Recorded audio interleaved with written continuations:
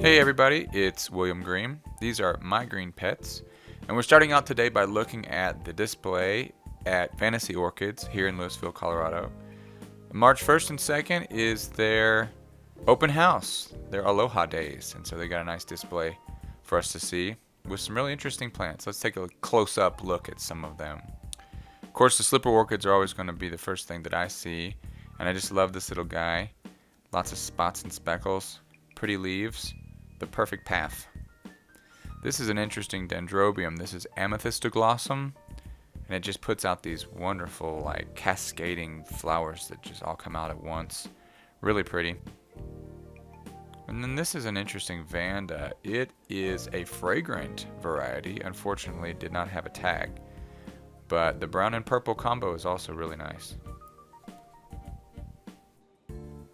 And finally, this little guy is known as the clamshell orchid, Prostechia cochleata, and it has a wonderful shape and color, but also really nice fragrance. Alright, well, let's head over to my part of the greenhouse where I keep my green pets, where we are greeted with an almost fully bloomed out Phalaenopsis schilleriana. Super excited about this little guy. 21 flowers this year, most it's ever had. Got this plant at Hauserman's Orchid in Chicago about 3 years ago, and it's done all right for me. I wish it had more leaves, but it seems to be doing really well in the greenhouses now that I've moved it over here. Yeah, hopefully we're going to see some more big, nice things from this plant in the future. It's supposed to be fragrant, still haven't detected any fragrance this year. Now, as a species, the growing requirements for this plant are supposed to be slightly different than the average Phalaenopsis hybrid that you might find in a store.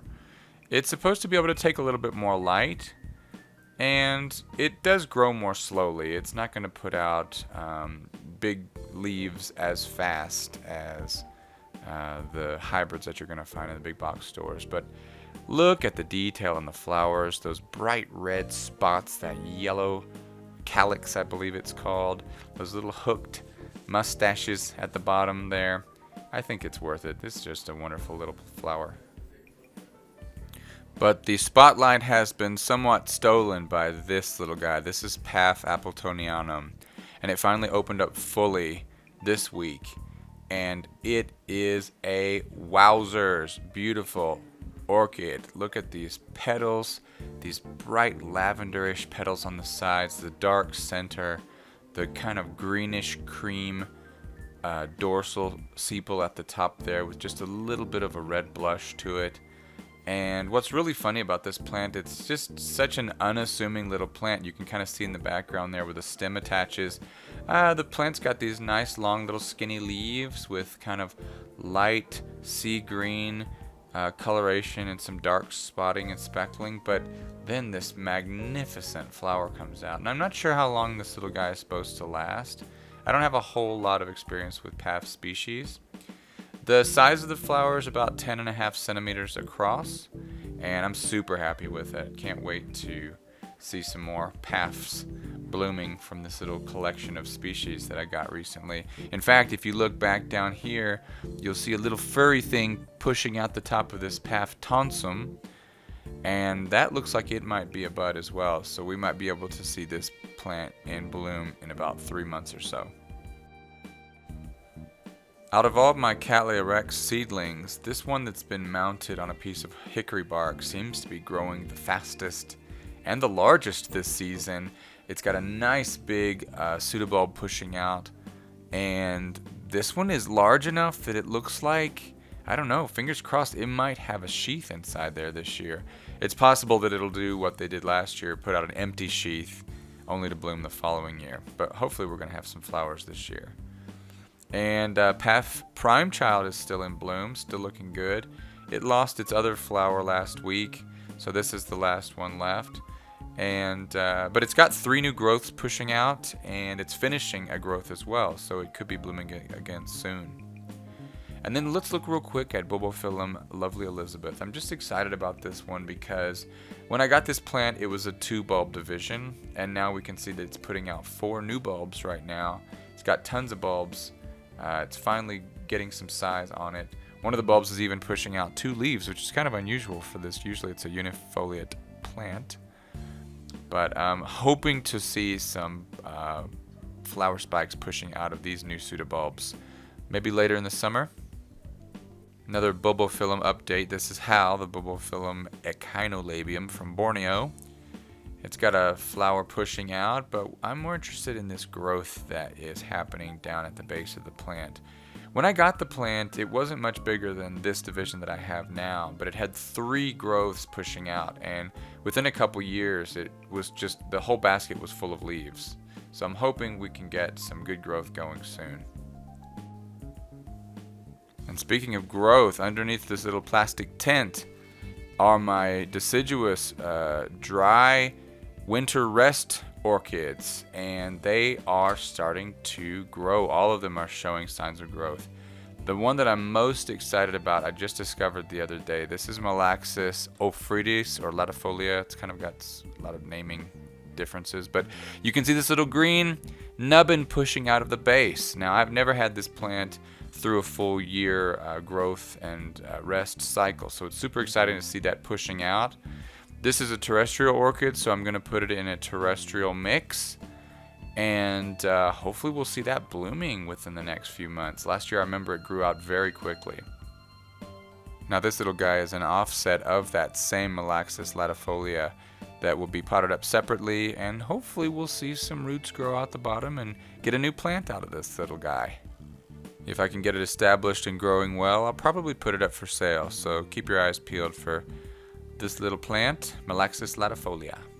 My Cattleya type orchids are all kind of pushing out of their winter dormancy as well. You can see this little Mormodia jumbo world's got a beautiful little growth pushing out there. And they're still going to be kept very, very dry, and I'm probably not even going to pot them up until I start to see some roots pushing out. But it's going to be nice. I'm really going to make sure that I pay close attention to these guys this year. I want them to grow well. This is Cycnodes Wine Delight. Had pretty decent growth last year, but no flowers, so not sure what that's about. But it's got some roots pushing out there, and I'm going to be potting it up soon, as soon as I can find something to pot it in. And going to keep it dry.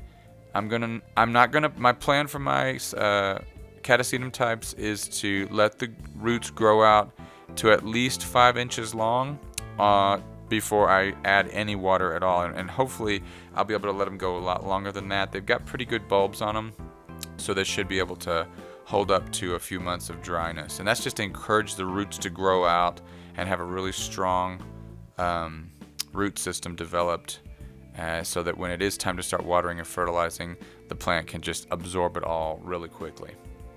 This is an interesting Cattleya hybrid. It's called Fong Sing. And I just got it last fall, so I have no idea what it's going to look like in bloom. Hopefully we'll see some flowers this summer. And then this is another Cattleya hybrid. And actually it's kind of, I think it's a Cattleya with a Mormotis. So again, not quite sure what it's going to look like. But Sunset Valley Orchids delivers some pretty nice plants. So looking forward to hopefully having some flowers on this guy too. Keeping it dry, not going to pot them up until the roots are starting to show. Hopefully we'll have some interesting Cattleya growth this year. Alright, I'm going to ask for your help in troubleshooting this plant. This is my Bobo filum antinifrum, and before I brought it out here I didn't have many problems with it, but in the past few months it has lost 3 growths, meaning 3 growths have pushed out and then gotten so far and then just turned brown, and you can see one kind of sticking off the side there. It's already taken on that brown color. The plant itself seems healthy enough, but for some reason new growths aren't making it, and I don't know if there's some kind of a fungus at fault here or if the medium's too wet, and I'm just not quite sure what's going on. I freshly repotted it back in October, and so I'm not sure if anybody has any ideas on why new growths would just die off like that. I'd be interested to hear. If you'd like to keep up with my green pets during the week as well, feel free to join my Instagram account. It is My Green Pets, and you can kind of keep up with things that are going on that I can't always catch on the weekend. Well guys, I'm glad you stopped by. I'm William Green. These are My Green Pets, and we'll see you next week. Bye.